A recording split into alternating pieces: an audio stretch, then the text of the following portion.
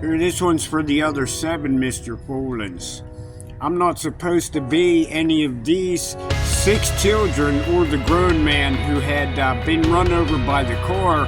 If they speculate that the man run over by Lawrence Kirby and Ronald Flinton was not the same one that was killed by the Idaho Falls police in 1966.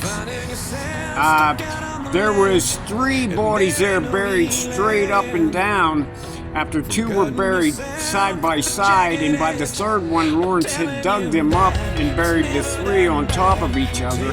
There were 5 bodies there by the time they Colin and Richard Folin and the Idaho Falls police were there discussing it with Lawrence Kirby, and the 1 live child who's not supposed to be me either. He'd be about 8 years too old to be me at January 26, 1970. And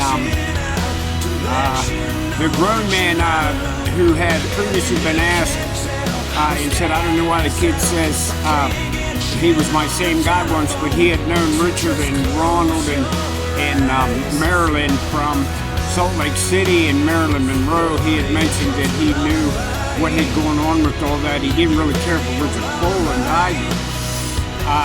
He would take the kid for walks around there was a park area. He would take him for walks and talk to him once in a while.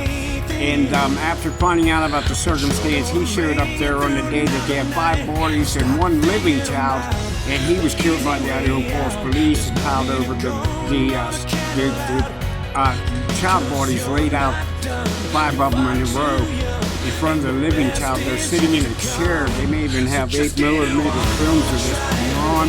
You probably get dash cams. Even though it was early, Cole made sure that the Idaho Falls police have dash cams. They had actually taken over the Idaho Falls police after an incident with Colin himself, and Rocky Coney and George Herbert Walker Bush had taken over the Idaho Falls police in 1966 with the Louisiana Mob, and members of the Louisiana Mob, still around from the earlier days, with the other 3 men, Jack Cosman and the 2 men that looked like him that were murdered.